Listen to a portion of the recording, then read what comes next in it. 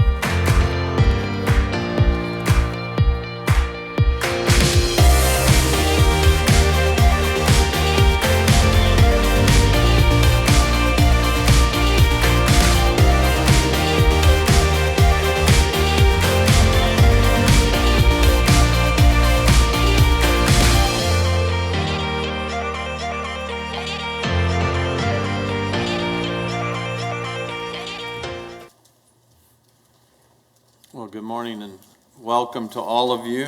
It's nice to see the crowd, and just would encourage you all to know that the chairs do work up front also. Every time I watch that opening video, I always think, who is that old guy posing as mayor? But I guess we all have to age gracefully. So we'll call the meeting to order, and we have an invocation from Reverend Dr. Brent Johnston from First Presbyterian Church, and following that we will have a Pledge of Allegiance, and we invite you to join us for both of those. Dr. Johnston, nice to have you. It's good to be here, and I do believe that many of them must be Presbyterians because we fill the congregation from the back to the front. Let us pray. O God, in whom we live and move and have our being, we thank you for the precious gift of life we've received from you and from our parents and those who have nurtured us. May we be good stewards of this life as we seek to order the common life for the well-being of society. Help us, O God, to see the work that government provides at the local, state, and federal level is of a noble end when we reflect the good intentions for your creation, calling forth order out of chaos, light out of darkness, and harmony out of discord. And just as you proclaimed your first work of creation very good at the close of the sixth day, so may this gathering's work be so blessed at the conclusion of their work. Thus we beseech your hallowed spirit to rest upon the citizens of Wichita as they begin their work today. We make this prayer in your holy name. And all of God's people said, amen. I pledge allegiance to the flag of the United States of America and to the republic for which it stands, one nation, under God, indivisible, with liberty and justice for all. Thank you, Reverend. We appreciate you. And all those Presbyterians in the back. Our first item is approval of the minutes of the regular meeting on February 5th, 2019. Any changes or corrections? Seeing none, I move that we approve the February 5th meeting minutes. Second. We have a motion and a second. Any other discussion? Cast your vote. Motion passes 7-0. Madam Clerk, call the next item, please. Michael Conine, replacement ball diamond and the related issues of parking surrounding businesses.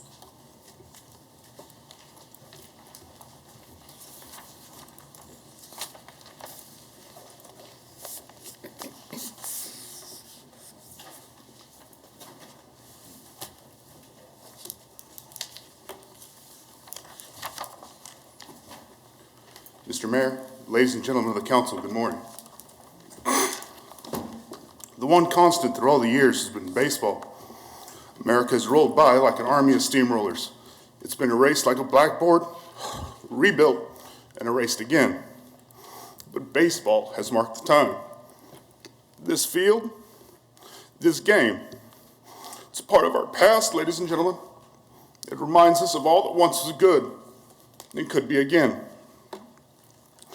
This is one of the final lines of James Earl Jones in the baseball classic Field of Dreams, a movie that is as misunderstood as the game it is based upon. Everyone remembers the line, "If you build it, they will come."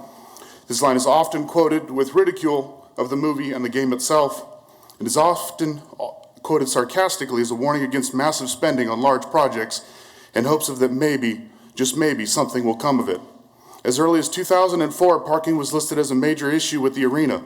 It took 5 years, in 2009, for the Wichita Eagle to admit that there was an issue.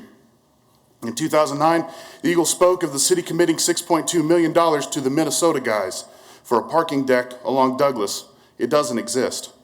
In 2012, we have Block 1, which was supposed to give us public parking. It doesn't.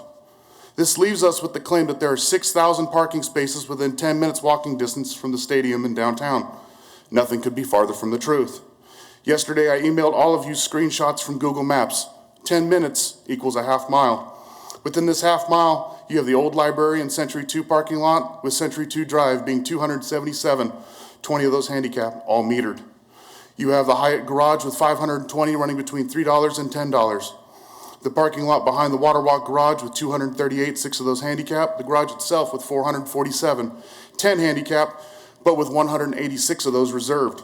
The old Gander Mountain garage, 263, 7 handicap. The parking lot under Kellogg has 1,773, 8 handicap. And finally, the old boathouse has 11 with 2 handicap.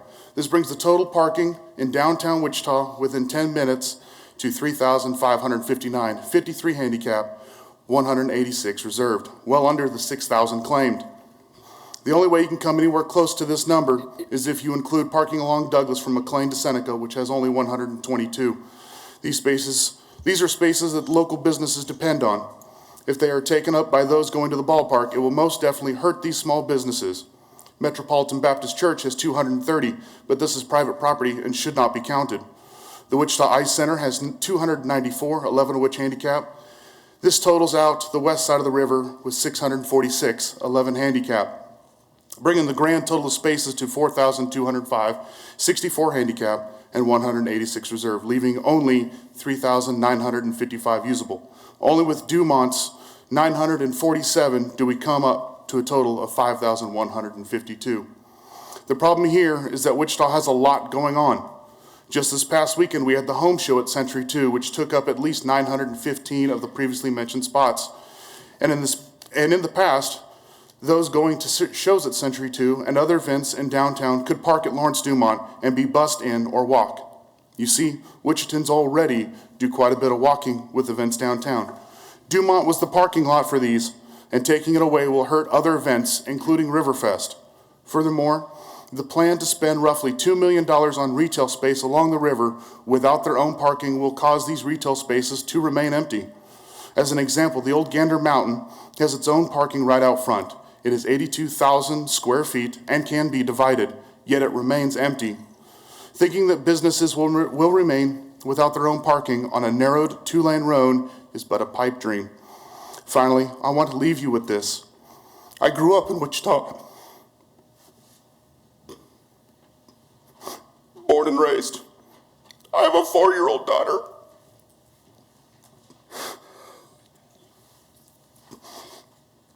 That I would love to give her the experience of going to games. But I will not walk a half mile with my little girl. And I am not the only one.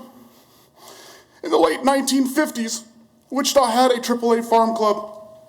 It lasted 3 years. The reason? Poor attendance.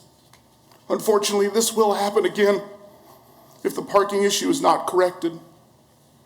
Please stop playing progressive politics and let baseball continue to be a tradition for Wichita. Thank you for your time. Thank you. Any questions? Don't appear to be any. My only comment to that, and the public needs to understand this, we haven't shown all of the parking. We haven't finished working out all of the parking details, folks. And I don't know why people think that we should have all of the parking decided by now, because all of the private development hasn't been decided yet.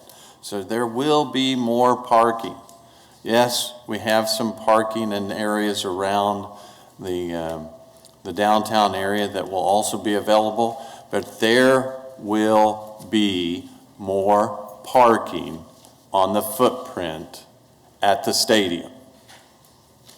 So I hope that message gets sent loud and clear. Thank you. Madam Clerk, next item. Consent agenda items 1 through 13.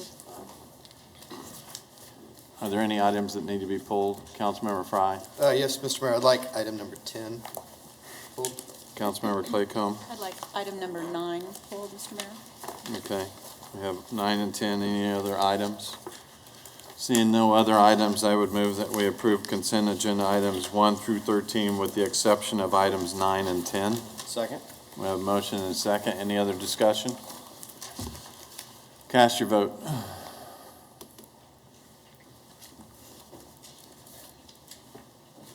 Motion passes 7-0. Item 9, you want to?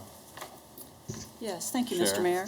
I wanted just to pull this item to highlight a great partnership between Catholic Charities, the city, the park department, and the Sherwood Glen Neighborhood Association. So these three entities came together to make this donation. I really thank Catholic Charities for this. They're making a donation of parkland in that Sherwood Glen neighborhood, and so I just wanted to make sure that everybody knew about that before we voted on it, Mr. Mayor.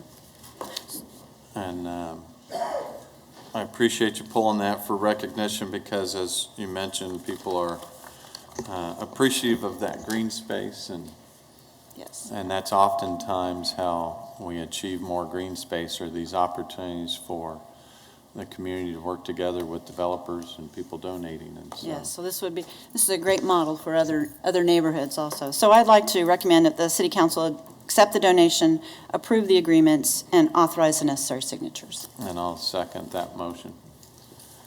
We have a motion and a second. Any other discussion? Cast your vote. Motion passes 7-0. Councilmember Fry. Thank you, Mr. Mayor. Yes, this item was on our consent agenda last week, and it was pulled. At that time, I asked for some items that I have not received. Okay. Primarily, I'm concerned about the cost, and is this going to be a continual challenge with this project? I'd asked for a line item on actual versus budget so far. And then also just the bigger question of how did we get to this point of not having this in the plan to begin with? So I don't know if anyone from staff is prepared to So answer Robert, either. can you address some of that? Yes, I can address both of the issues. We had intended to have a sources and uses. If you remember, the project is controlled by the developer, and we have not been able to get the sufficient breakdown of their expenses to date. We've got the sources portion of it, but I don't have the uses pieces of that yet. We are right now within budget, if this is approved today. How we got here is an issue of probably communication difficulties more than anything else. The original design that was prepared by the design team calculated that there was no runoff that was necessary to be accommodated in terms of detention on site. What we found out after engineering did its review of the final plans was that the pond that had been on the property in the park was serving as detention for upstream uses. And as a result of that, anytime that happens with private development, we have a requirement that the developer replace that drainage. The problem at this point is that we didn't have what we would have done with a private developer. We didn't have a pre-application review where we would have been able to flag that on the front end for the design team. So that's our fault for not treating it as a project as if it had been done by the private sector. And that's how we got to this issue. It's not an issue of the design team, it's more of an issue of our review process. Well, I appreciate the answer. I wish this would have been on general approval rather than consent, so we could have had that discussion without having to pull it. Secondly, it's going to be on budget because we're pulling from another project. So I'm afraid of where this is leading us and where other overruns might happen. So I can't support this at this time because of that. Mayor, I will mention that we have treated this project almost like it was a design build. And so we have continued to work with the design team to make modifications to keep it within budget. And it's my intention that we would not bring to you any other significant change order for the park, and that we would continue to redesign if that's necessary. For instance, if bids come in too high, that we'll then look at some of the design elements, as we would on any other project, any other capital project. This one, though, was unanticipated and just couldn't be accommodated. But I will say, in fairness to the change order that's taken place, it will improve the area in terms of drainage. The area that drains into this area from surrounding properties, yes. So in terms of downtown drainage, it will benefit the downtown. as we all know, every time we have a chance to improve some of the issues with stormwater, we've been taking up that cause in all parts of the city. And I get it, the frustration of trying to stay under budget, but the reality is it's not money wasted. It's a good project, whether what should come out of stormwater or the project. I could make an argument that the improvements could have also came out of our stormwater fund, because that's the focus of the change order. But I made that decision not to do it because we would not do it for a private project, and I wanted to follow the same rules. I didn't want to create a practice where we would do that for ourselves and not for a private developer. so I get that, but it's not a private project. It's a public project. And so that certainly always differentiates itself. But with that being said, I would move that we approve item 10. Second. We have a motion and a second to approve. Are there any other questions or discussion? Cast your vote. Motion passes 6-1. Madam Clerk, next item. Report of the Board of Bids and Contracts dated February 11, 2019.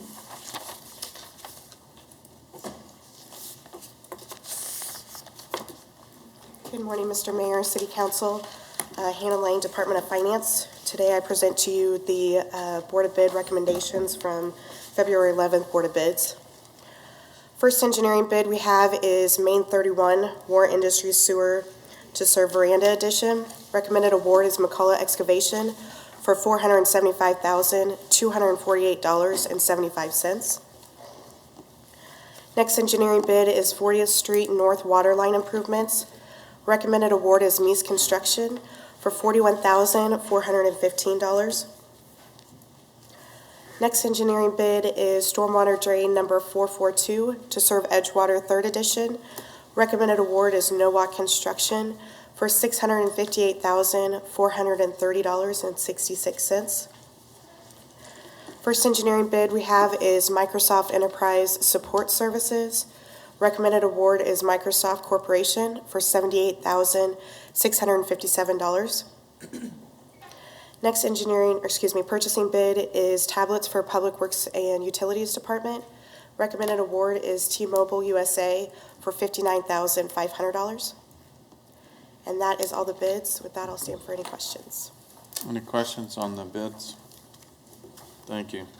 Seeing none, I will move that we approve the bids. Second.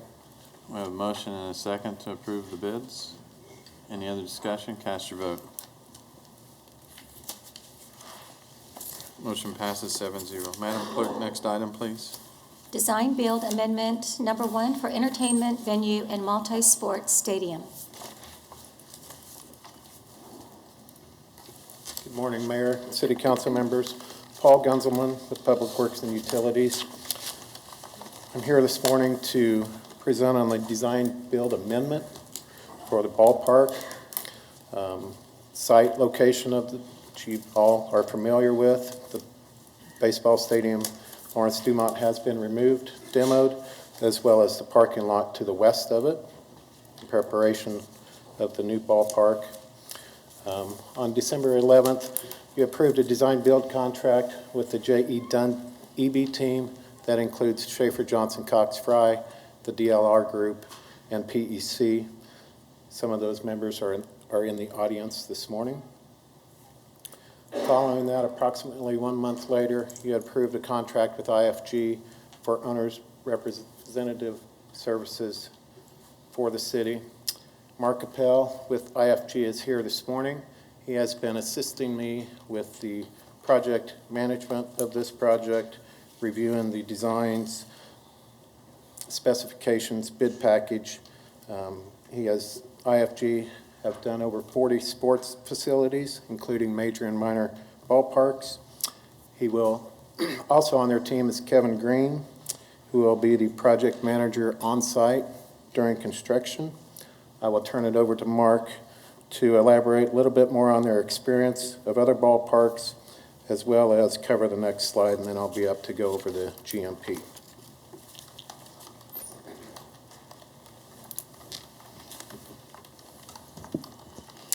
Good morning, Mr. Mayor, council members. Before I begin speaking, I just want to mention that I do a lot of talking at work, but I don't always do a lot of speaking. So I'm always a little nervous up here, and I'll be referring to some notes as I go. As Paul said, my name is Mark Bell. I'm a principal at International Facilities Group. I'm an architect by training, and my role in this project for the last year is to be, providing background assistance to the city in pursuit of the team and this project. We were fortunate to be selected to continue that role on as your owner's representative, and Kevin Green, as Paul mentioned, will be the on-site project manager. Kevin is completing a significant renovation to the Brewers Spring training facility that is opening this week. And that also had a very tight schedule, very complicated. Kevin's background is civil engineering and construction. So this is a role that he has done on a number of projects, not just the Brewers, but also the El Paso AAA ballpark for the Chihuahuas. We're very pleased to be here, and we thank you for selecting us. Next slide, please. Oh, there we go. That was up to me. Okay. So just a little bit of background on the design process today. The oversight committee that makes all of the strategic decisions includes Mayor Longwell and council members Blubaugh and Clayco. There are regular meetings that occur where the design as it progresses has been reviewed. That committee is informed by work that's done in what's called the project committee. And that's much more of a working meeting where members of the team, Bob, Scott, Paul, myself, and it's more of the working meeting. So the process has been for working meetings to work through some of the details and present the ballpark as it progresses to the oversight committee for primary decision making. All of the processes have been checked using, I'm going to call it real-time estimating by J.E. Dunn and EB Group. So we're getting very immediate, very detailed cost estimating information as the designs progress. And it is a challenge. It is always a challenge on these projects. So the oversight committee is always challenged to making those choices. And we're working through that now. The other part of this is incorporating public input that we receive and input from the team and others. Our role, IFG, is to try to bring to the table what we see as best practices, based on our experiences on other ballparks, including Major League ballparks. To that point, the mayor asked that maybe we hit a couple of the bullet points on what is unique or especially good about the ballpark that's being planned here in Wichita. One of the things that was an absolute priority that we recommended, but also more importantly the team, was that, for example, Major League ballparks have a 19-inch wide seat. They usually have a 33-inch tread. That's the back of the seat, the back of the seat in front of you. The riser height can vary as low as 4 inches. On this ballpark, we're looking at a typical seat that's 21 inches wide and the tread depth about 36 inches. So it's going to be much more comfortable. The other thing that we're looking at is having a minimum riser height of 7 to 8 inches. That means that you see well over the people in front of you, which that is a common problem on a lot of our large ballparks.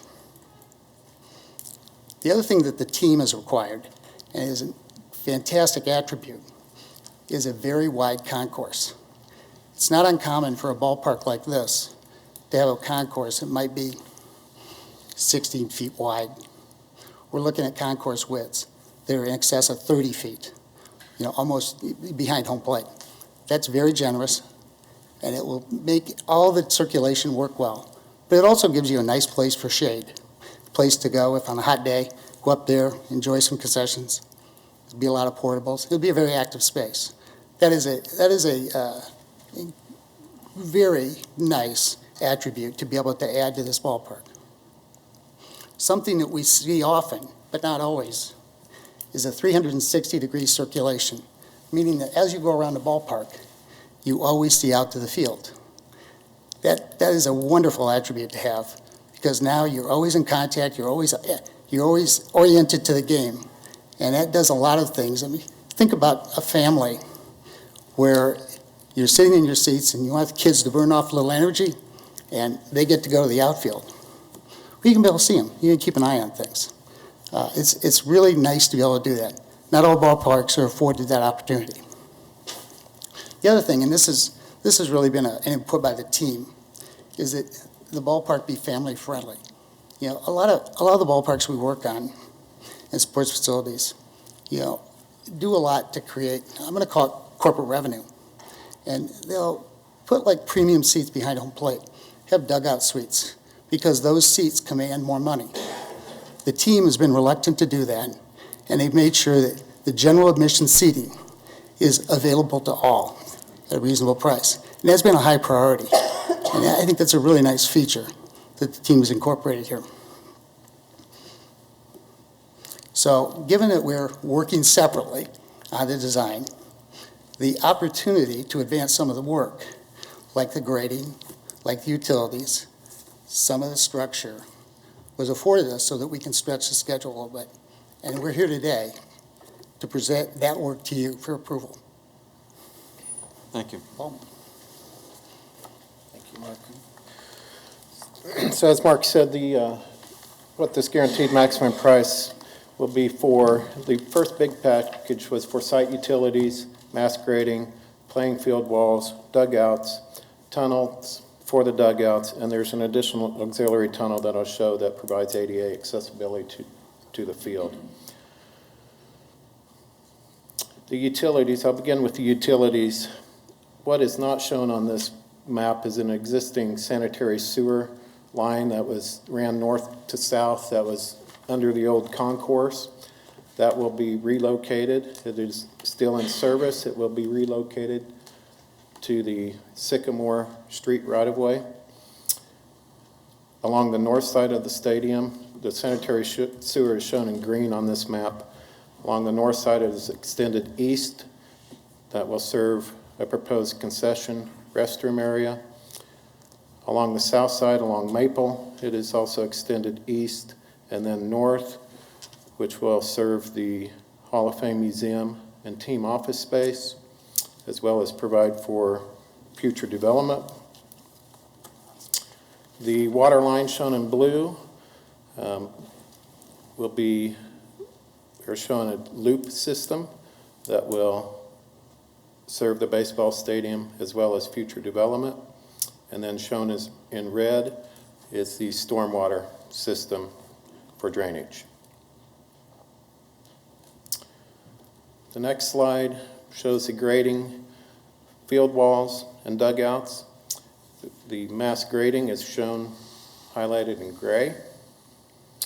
The playing field walls are in green.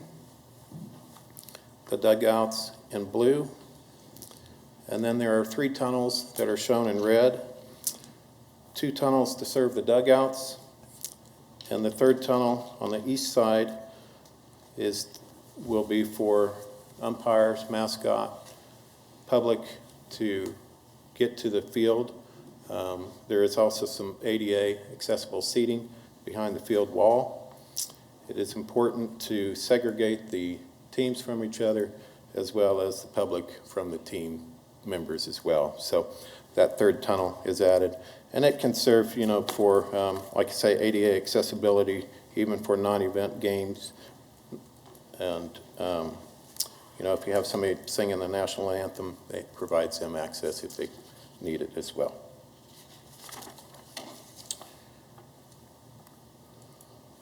The bid package was issued January 16th. A pre-bid meeting was held January 21st at the EB office. There were over 60 people in attendance for that pre-bid meeting.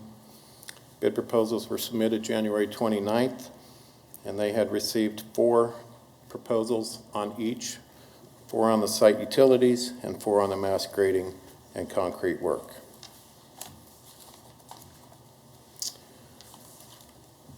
The site utilities, if you recall, there was a $2 million budget set aside for adjacent street improvements and infrastructure.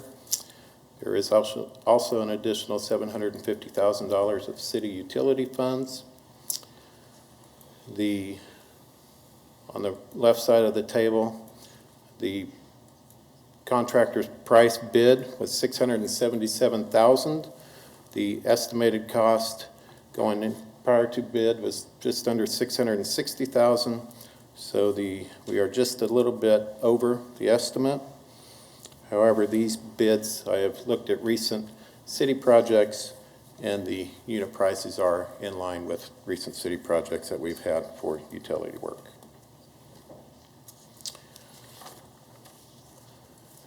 The guaranteed maximum price for grading walls, dugouts, and the 3 tunnels I mentioned.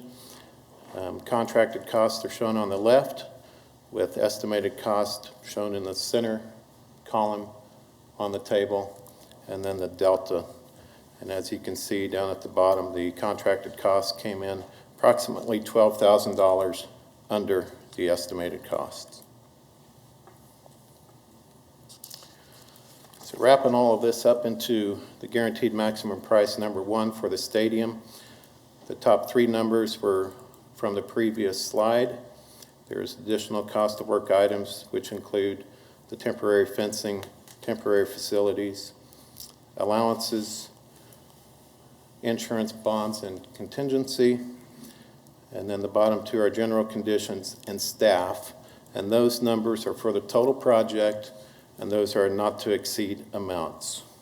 They are all wrapped up in this GMP number 1, and they will be paid out on paid applications as work is completed, as we receive those throughout the project. Taking a look at how this fits within our targeted budget of $69,444,000. Phase 1 services, which was the design cost that was approved with the original contract in December, is the top number. Show the bid package 1, that is, we are here for today, and then the future work that will occur on future GMPs. And again, it shows the almost $12,000 that we are in the plus for right now. And with that, it is recommended that the City Council approve the design build amendment for GMP 1 and authorize necessary signatures, and I will stand for any questions you might have. So Paul, this might be a good time to touch upon the design build process, because it's a relatively new process for us to utilize, and this is obviously typical of design build process as we work through the different phases. So can you share some insight, either you or Robert Layton, on the DB process that we're using? As Mark had mentioned a little bit, this is different than the design build project, where we can move forward with some of the construction as design is still going on.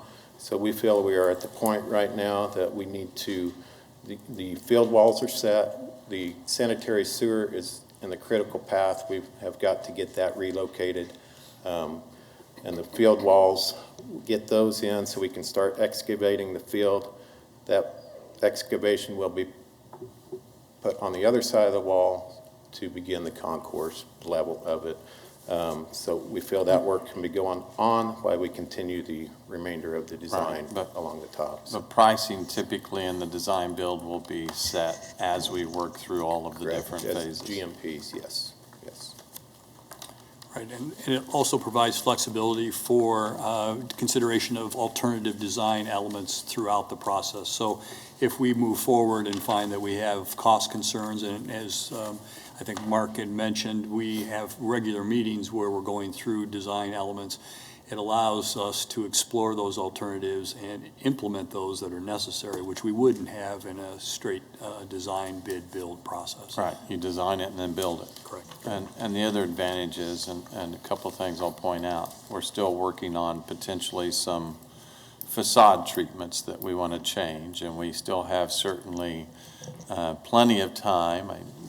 I say plenty of time, easy for me, I'm not building this thing, but I'm not worried that the construction team that's in attendance today understands there's 24 hours in a day, and but we still have time to take the public's feedback and alter some of the facade treatments and some of the things that we want to incorporate into the building itself. And then the only other thing, Bob, that I'll share is, and I know that we have to plan on potentially that sewer line running into the outfield, but I would still like for us to take a look if there's an opportunity to move that building and incorporate it into maybe the right field side of the outfield instead of the left field, to see if it could potentially save us quite a bit of money on the those restrooms that are sitting in the outfield. And I think I made the argument that when you look at all of the things that are going on the right field side of the outfield, it's going to be a significant gathering place too, and to have those restroom facilities parked there would be just as valuable, and could, if we can figure out how to incorporate it potentially into the building footprints that exist, save us some foundation work and some other things that could save considerable dollars. And so I'd like for the team to continue to look at that. Right, and you expressed that last week. We haven't had a large group meeting since that time. Paul has taken that information back to the design team.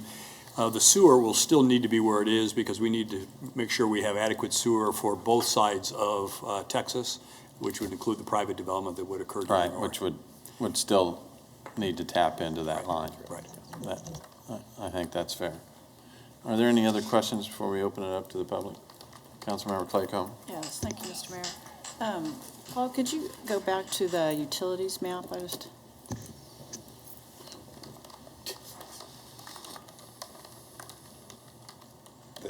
The map, is that what Yeah. you're saying? There. That one right there? Yes. So can you, it's hard to read on our screen. What's the difference between the dotted lines and the solid lines? I'm sorry, the dotted lines are the existing facilities. Okay. But what was not shown on here was the existing sanitary sewer that ran north-south. Yeah. But the others are existing stormwater, water. Okay, so all the solid are the new that we're going to have to Correct. install? Yes. Okay. Yes. So you're also not showing the field drainage in that? Yeah. Correct. We're still working on that. Part of this was part of this GMP also had a dewatering study that we were moving forward with as well, so, yes. Okay. And also not shown are the services to the building as well, the taps into the building, the sanitary sewer, that will come with the building plans. This is the infrastructure ahead of that. So that will come out of the 75 million for the building plans. Okay, all right, good. Okay, my other question is, in looking at the, what would be Exhibit A1, this is the GMP bid package number 1. Okay. So the pages aren't numbered, but it's the second page of that talks about assumptions and clarifications.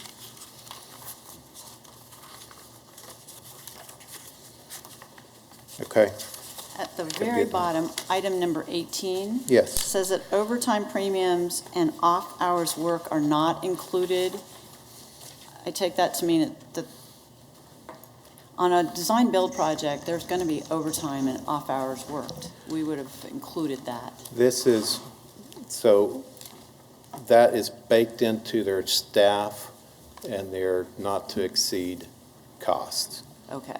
So that is already included in that. We have bought the schedule for March 15th, 2020, and they have that. That was part of those not-to-exceed items I had shown in the table, but Okay. that is what, So we will not be paying, the city Correct. will not be picking up, other than in the Unless- GMP, Right. of course, but extra costs Unless for there's a- overtime. Yeah, change Bob. in scope. Yes. Where we change it. I'd like a representative from J.E. Dunn to Explain that. to explain that. The only exception to that would be anything that the city would do that would require exceptional work and overtime. That would be the only thing that we would be responsible for. So But no change orders. I'll let Scott here. Like utility line? I'll let Scott explain. Thank you.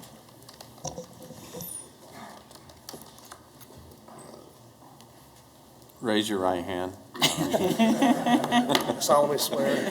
Mr. Mayor, Councilman Scott Sherry, J. Dunn Construction. Yeah, Paul explained it correctly. So at our RFP that we submitted, your not to exceed general conditions and your staffing costs, you had told us to buy a 14-month schedule, be done by March 15th. So all the dollars associated with our time, 7 days a week, 24 hours a day, or Larry just reminded me there's 8 days a week and 25 hours a day. That's included in our not to exceed cost that was submitted at our RFP time. Okay. All right. Thank you. So why do we have that in there? We're reviewing that for the next GMP. Okay. We'll have probably different language or no language in that regard. Thank you. Thanks. All right, any other questions? Seeing none, we'll go out to the public. Anyone in the audience like to share on this agenda item? Seeing none, we'll bring discussion back to the bench. Oh, we have one.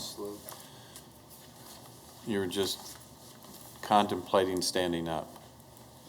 Some of us move slower as we get older. Not that you would know anything about that. Wanted to thank all of you. Had a chance to get to a couple of your dabs.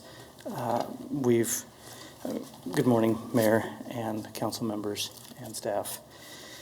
There are numerous positives in this stadium design, including the patron amenities, the facades that embrace the neighborhood themes.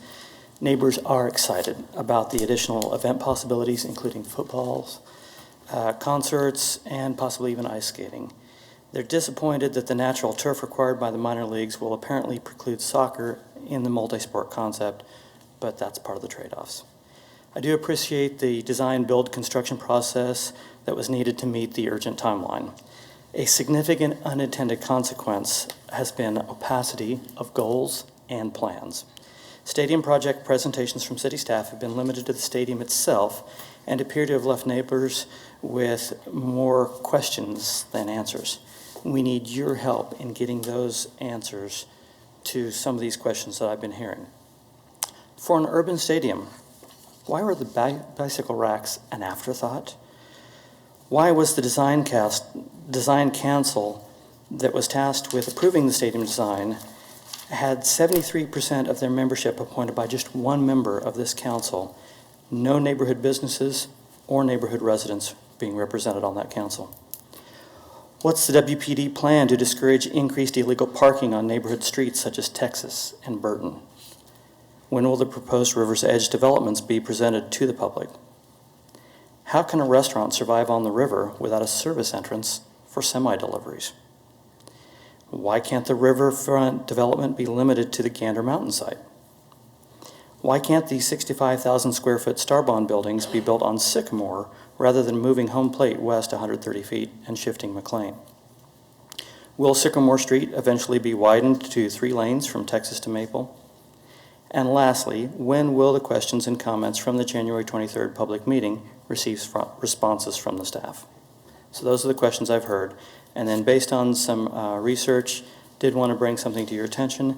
The ADA rules do require parking based on the total number of spaces, not the capacity of the facility. That was news to me. Lawrence Dumont had 947 total spaces. That required 19 ADA spaces, of which they actually had 22, so they exceeded the minimum. And from personal experience, from working the parking lot, those 22 were frequently insufficient. Cindy saw one of the nights when I was working parking, and she used the queue line, and that was great. But we had senior citizens who had handicap tags who could not park in the 22 spaces we had. The new parking lot is 178 spaces.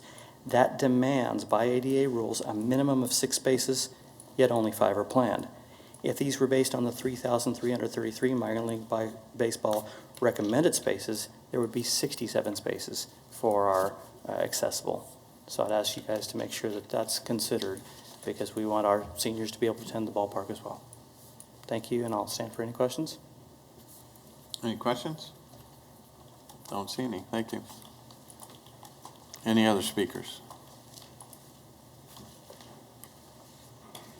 Going once? Okay, we'll bring discussion back to the bench. Again, much of the questions that you ask will be as part of the design-build process. I mean, that we'll work our way through many of those as we work our way through the design-build process. But again, just reiterate what I said earlier. Not all of the parking has been decided yet. We're still working on parking plans for the entire footprint there. And so hopefully we'll accommodate we will accommodate all of those needs. And when we talk about some of the things we've already done that I think are what I would call extraordinary, meeting the needs of ADA, that third tunnel certainly qualifies as that. Because initially, when we started out with this design, we only had the 2 tunnels. We didn't have the third tunnel. That came in later when we said we need better field access, especially for those that have some physical challenges that want an opportunity to not just sit at the concourse level, but have an opportunity to sit at the field level. And so that third tunnel accommodates them at a pretty significant cost. So certainly we will continue to hold public meetings, and we welcome all of your suggestions. And as we work through the design-build process, we'll get to many of those answers. Is there any other comments, questions at this phase? Seeing none, I would move that the council approve the design-build amendment and authorize the necessary signatures. Second? We have a motion and a second. Any other questions? Cast your vote.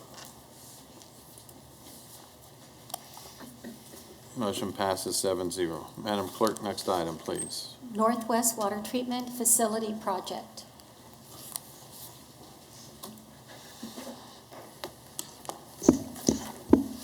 Good morning, Mr. Mayor, members of the council. Alan King, Director of Public Works and Utilities.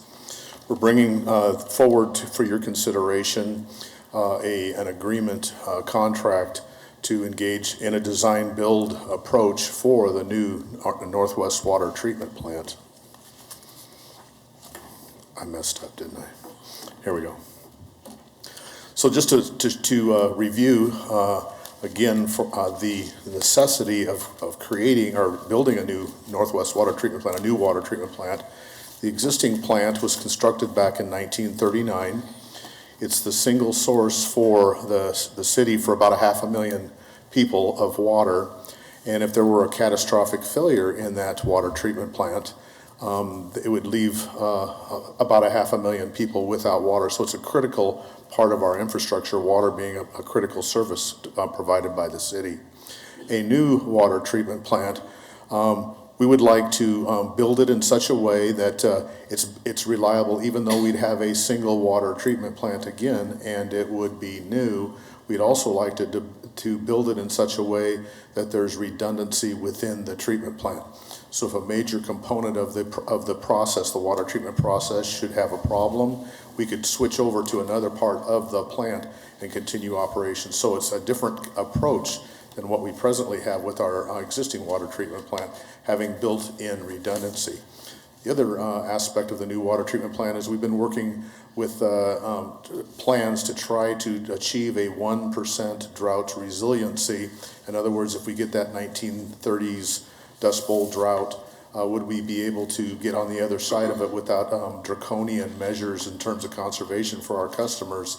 And we've been working with different options for expanding our ASR, looking for different water resources. And one of the things we found is if we just designed this in the right sort of a way to where we weren't limited with a kind of a necessary blend between our Cheney water and our Equus-bed water, that if we could take all of either one of those and still treat it, that moves us a long ways towards being able to achieve that 1% drought resiliency.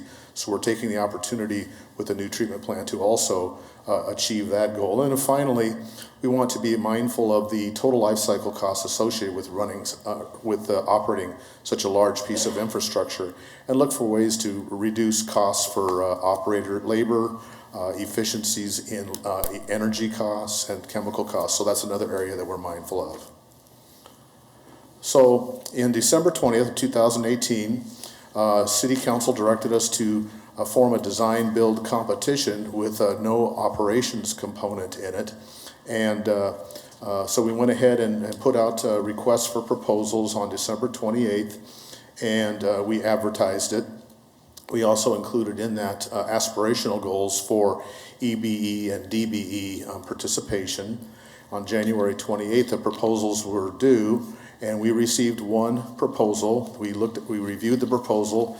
It was found to meet the experience and capabilities to be considered a responsive proposal. And we're bringing this to you today with a contract to move the project forward. Like I said, they are definitely a qualified team. We've looked at them before, and they have the necessary specific water treatment project experience and more general experience. And so in reviewing again what their experience was, we consider them to be a viable proposer on this project. So what we would like to do is move away from the idea of a competition, because there was a single proposer, and so a competition makes less sense for us. And what we'd like to do is, because we have a single proposer, approach this as a progressive design build project, which is one of the things we've looked at before.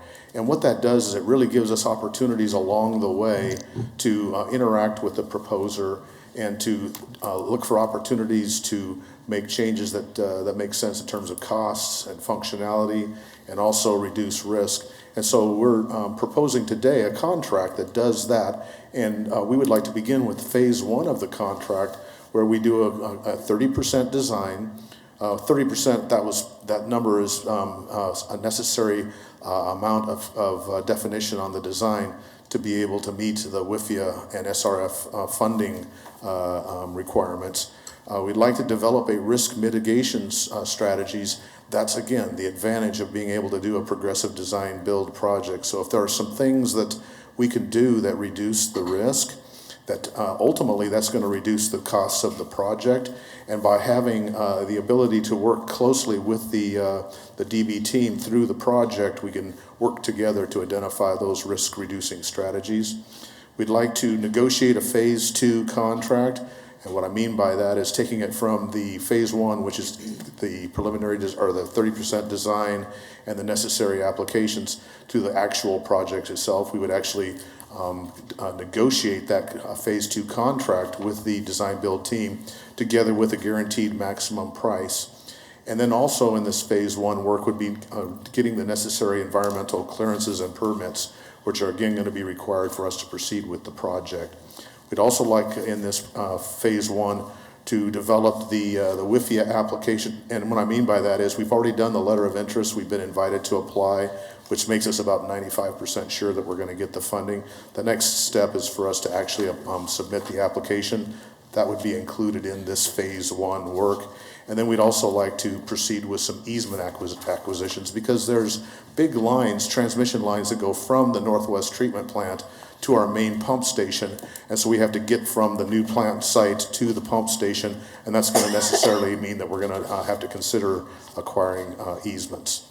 So what we'd like to do is to come back March 2019, this next month, and request the approval of an owner's rep contract. We're putting out the RFP, I think it might even be today, a request for proposals for the owner's rep. Our representative, in a similar way that we have an owner's rep for the stadium, when you have a design build contract, it makes a lot of sense to employ the services of an owner's rep.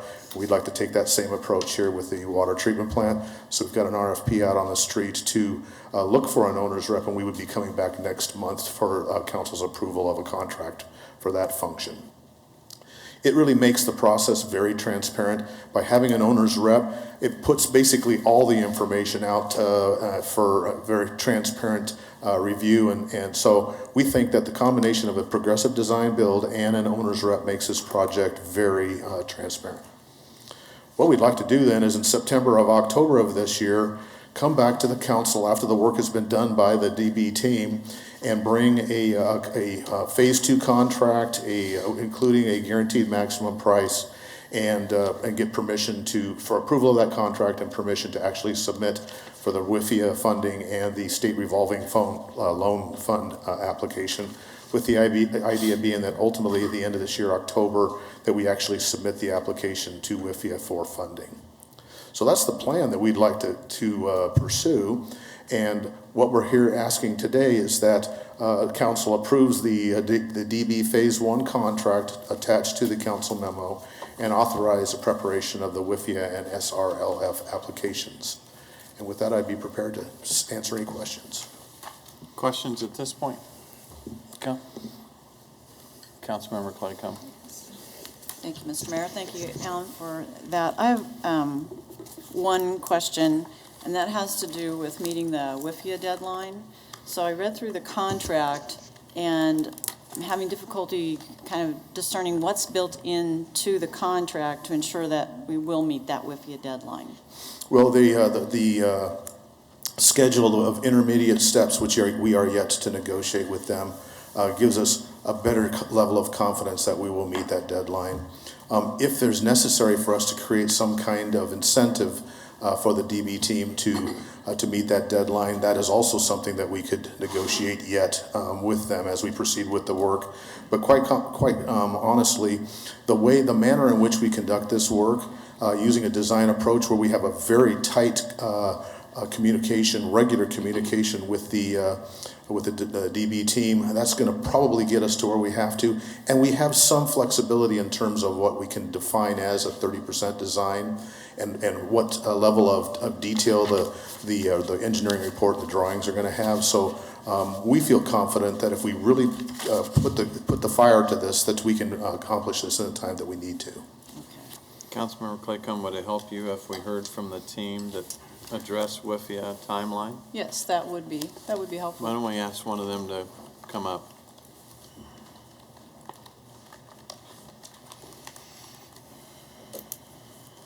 It's always a bonus day when we can put someone on the spot. Good morning. Brian Meyer with Burns McDonnell. And to answer that question, yeah, we've looked at the schedule quite thoroughly and have every intention and confidence that we can meet the schedule as outlined and meet the WIFIA application submission dates. Additionally, to the communication with city staff, there'll be communication with EPA throughout the process to make sure that we are making progress toward their expectations of meeting those deadlines as well. Okay. All right. Thank you. Thank you. Thank you. Any other questions? Yeah. Councilmember Fry. Thank you, Mr. Mayor. Alan, two quick questions. One, so we only had one proposal, but I thought the reason we were doing this design build competition is because we thought there was going to be a lot of interest. What happened? I can't answer that. What I can say is that we put out an RFP that was that promoted the idea of a design competition. I can't answer why we received only the one, but we can move forward even though we've moved one.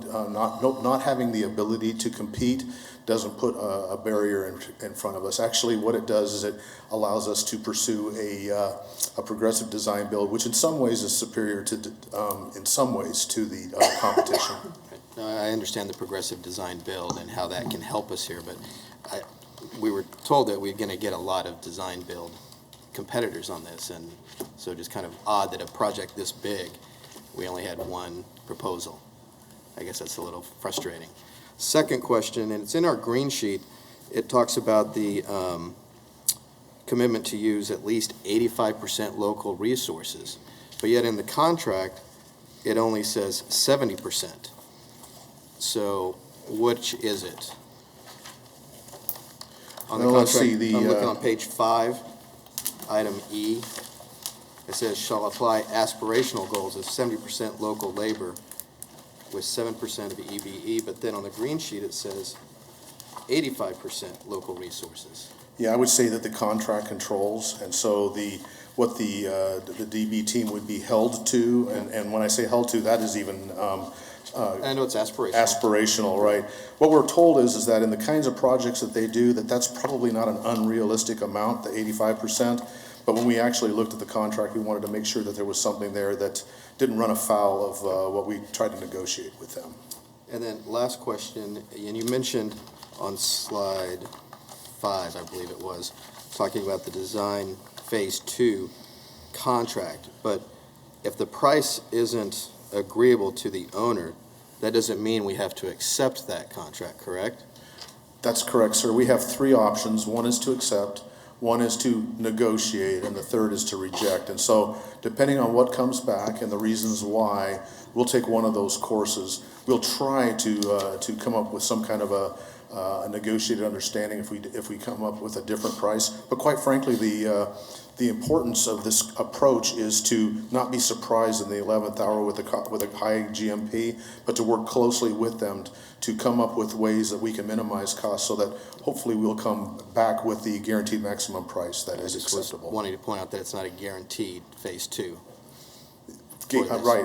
In this contract, we'll be doing the work that leads to a guaranteed maximum price and a contract. And that's important because you have to have the contract that defines things like how do you handle change orders and risk and what have you. So that has an effect on what guaranteed maximum price means, what's allowed and what's not allowed in addition to the guaranteed maximum price. So to get the contract together with the guaranteed maximum price is what we'll be bringing back to council. And we'll work hard to make sure that there's no surprises in getting to that contract and GMP. Okay. Thank you. Councilmember Johnson? Thank you, Mayor. Alan, just real quick, I didn't see in here where phase 1 had any aspirational goals for EBE or DBE. Yeah, it is in the contract. For phase 1? I'm sorry, for phase 1. No, that is for phase 2. Okay. They've got the contractors or the engineers team already assembled. If I could ask representative from the team to talk about what they anticipate they'll see as far as participation in the actual work of phase 1. Absolutely, thank you, Alan. Yes, in phase 1, we already have 2 subcontractors identified, Dudley Williams and Dubois Consulting, that are going to participate in the phase 1 process. Additionally, we're going to continue to look for other opportunities, as this is going to be an evolving project. So every time an opportunity is identified and the resources are available, we're committed to looking for those and employing those throughout the project. Absolutely. Thank you. Thanks, Mayor. Any other questions? Seeing none, we'll go out to the public. Anyone like to address the council on this agenda item? If you share your name and... Doug Ballard, 920 Buffalo.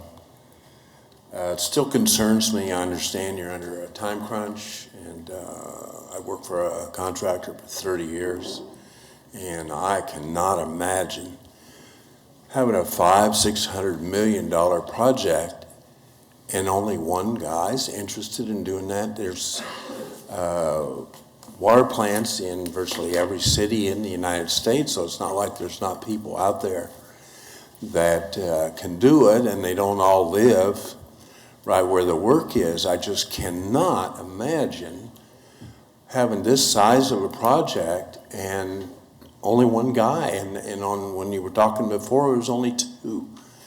There's something wrong with your process or something to discourage people from wanting to get involved in this, because this company is certainly qualified to do it. I mean, they have a nice resume. There's no question about their ability to do the work. But again, I know I've told all of you privately, when you put people in a position where they don't have to be competitive, they usually won't. So I don't know. I know you're under a time crunch. We need the plant. Although I was on a committee about 25 years ago, and we talked about it, and they kicked the can down the road. So anyway, that's all I have to say. And I know Mr. Fry brought up exactly the same question, but I wanted to get my 2 cents in. Thank you. You had 3 more minutes. You could have put a whole nickel in. Any other speakers? We'll bring discussion back to the bench. And it's not that there wasn't interest. I think we had 4 teams that came to the pre-meeting.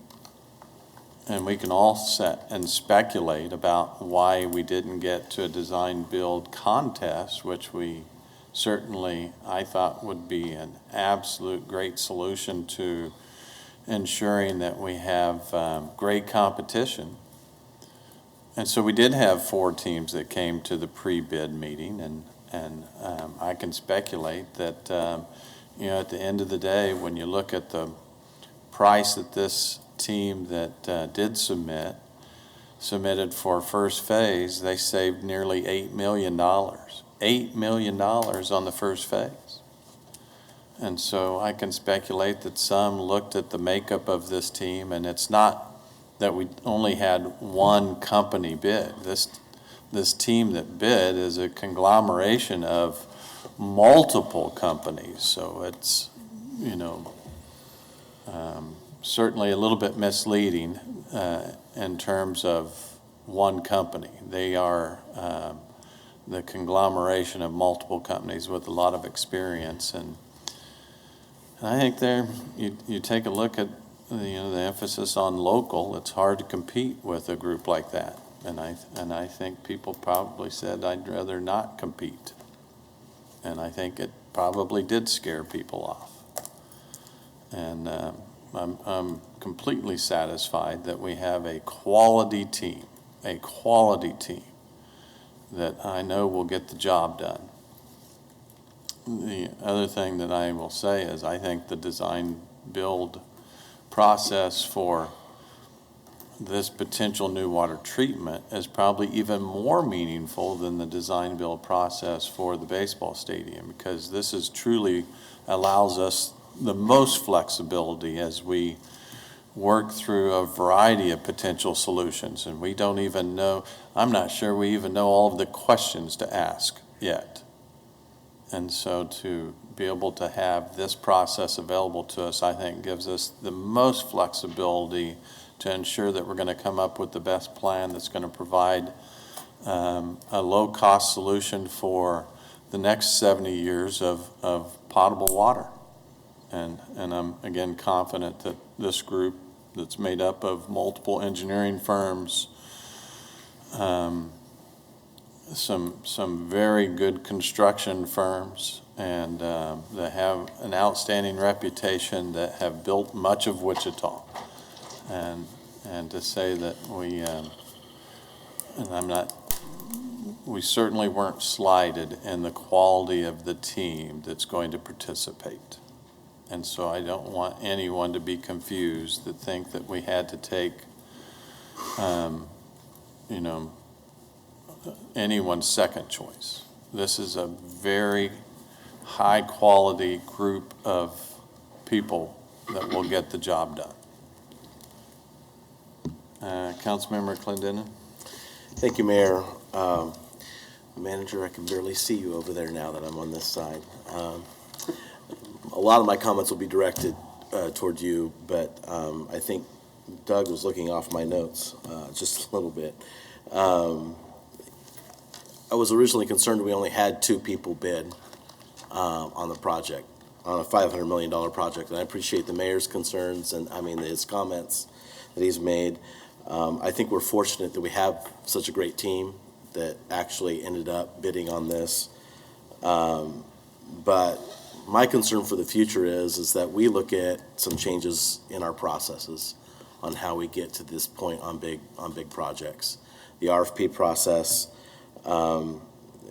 there is a ton of talk in the community. It's the elephant in this room that our process needs some tweaks. And so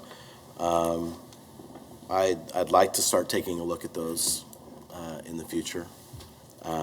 I want to start talking about ideas of how we can improve the process. They used to do it much differently than we do it now, and that was changed maybe a couple decades ago, maybe not quite. And so I'd like to start talking about that. What gives me at least some comfort on this, is that We have an owner's rep. My concern is, are we going to be able to garner anybody to be that owner's rep? You know, do we have anybody that's even interested in being owner's rep? And maybe Alan, you've heard, you know, maybe you have some idea, but my concern is that we do get a quality owner's rep in and that anybody's even interested in doing that. I'm having a hard time supporting just one bidder on a $500 million project. I understand we are up against the wall with Wichita. We're up against the wall with a lot of things right now, and so I may go ahead and support this, but I think moving forward, we really need to look at our RFP process. So those are my comments this time. Any other comments or questions? Seeing none, then I would move that the City Council approve the DB Phase 1 contract with Wichita Water Partners, adopt the resolution, authorize staff to develop the WIFIA and SRLF applications, and authorize necessary signatures. Second. We have a motion and a second. Councilmember Fry. Yes, Mr. Mayor. I would like to make a substitute motion. Because I believe we have the process correct the first time when we did the DBO. And staff made a recommendation back in December to accept that DBO. And I would like to make a motion to approve the DBO Phase 1 contract with Jacobs as previously recommended and direct staff to set out aspirational goals of 70% for Phase 2 subcontract work to be placed with local businesses, as well as 7% EBE. DBE participation to their selection of some contractors awarded Phase 2 work. Authorize staff to develop the WIFIA and SRLF applications and authorize the necessary signatures.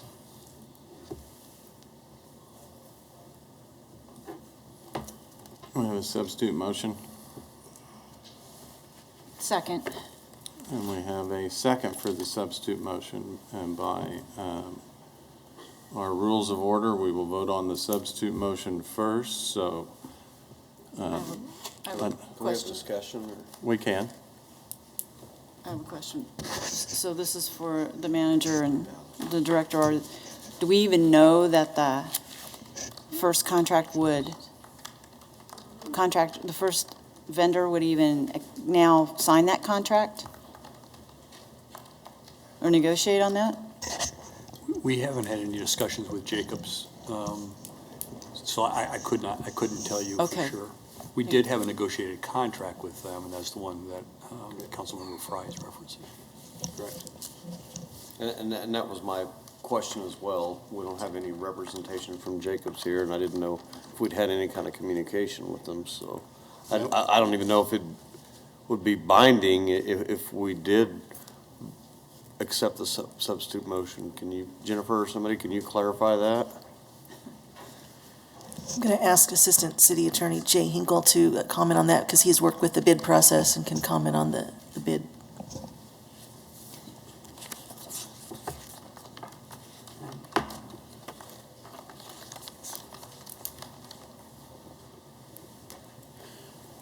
Mr. Mayor, Council, members of the Council, Jay Hinkle, Deputy City Attorney. The comment earlier made that we had a negotiated contract with Jacobs is accurate. The contract that you're voting on that was presented to you today is in substantial form the same contract. I have not heard anyone from Jacobs step forward to indicate that they are here and have acknowledged that contract. Under the laws of contract, a contract is valid, an offer is valid until it is rejected. We requested a design contract. I don't recall if we specifically rejected their contract initially or not. As a practical matter, I have to believe that they would seriously consider an offer for this contract if it were presented. But to know for sure to whether or not that would be acceptable, we would have to have an authorized representative from the Jacobs firm to be able to address that.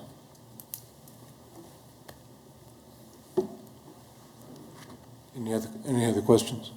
Councilmember Clendenin. Well, I just want to say I can't support the substitute motion. I still have, I've stated, I won't go over it all. I already have stated concerns about the last contract and the operations side of it. And so I can't support the substitute motion. All right, thank you. So obviously, I can't support the substitute motion either, and we haven't had no contact, although Jacobs was one of the teams that came to the pre-bid meeting. And Jacobs was also one of the teams that was offered a design-build contest, and they turned it down. They did not want to have competition. And so I'm not going to support them now, certainly after they decided they didn't want to accept the contract to be included in a contest and have true competition. Certainly I'm not going to support them now. So we have a substitute motion to offer a contract to Jacobs that is on the table, and so I'm going to ask for you to cast your vote.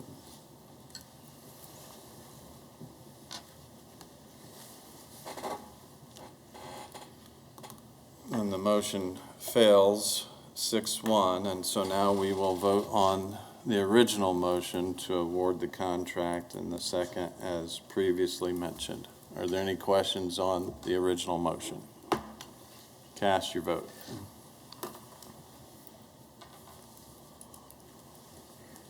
And the motion passes 5-2. Madam Clerk, next item. Water and sewer utility revenue bond sale.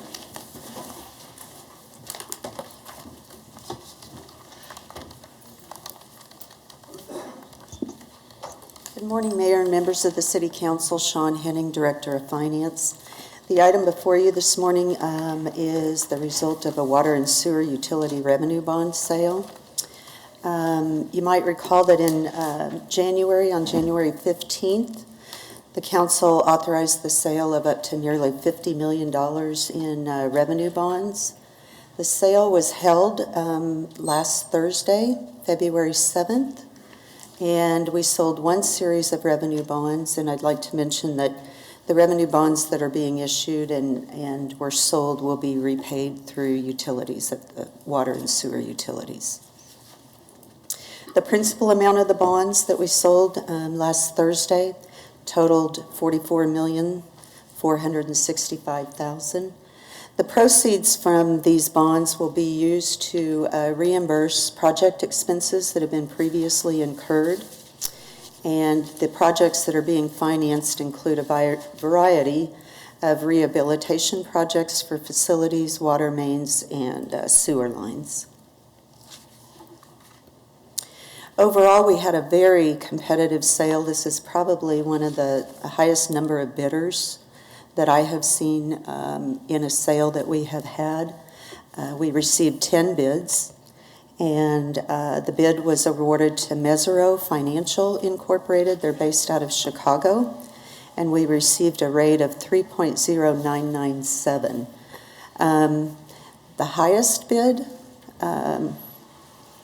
that we received was less than 0.2% spread from this rate of 3.009, or 0.0997, excuse me. The recommended action is to ratify the bid award, adopt the bond ordinance, adopt the bond resolution, and authorize the necessary signatures. Any questions? Anyone in the audience like to address the council on this agenda item? Seeing none, we'll bring discussion back to the bench. Any additional discussion? I move that we take staff recommended action. Second.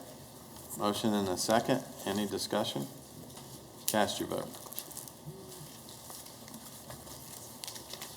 Motion passes 7-0. Madam Clerk, next item, please. Councilmember appointments and comments. Any appointments? I've got a couple today. Any comments? We can do appointments and then comments. I have two appointments. I am going to nominate Helena Popejoy to Team Justice and Josh Wright to replace Seth Rundle on the Community Corrections Advisory Board. Move that we approve the appointments as mentioned. Second? We have a motion and a second. Any discussion? Cast your vote. Motion passes 7-0. Do we have everyone's name on there? Okay. My eyes are playing tricks on me. Any other comments today? Quiet day. So I move that we adjourn today's council meeting. Second? We have a motion and a second to adjourn. Let's see if we can get a unanimous vote for this. Can I change? Councilmember Clendenin, would you cast your vote, please? Apologize. And surprisingly, it passed 7-0. Sorry. All right, we're adjourned.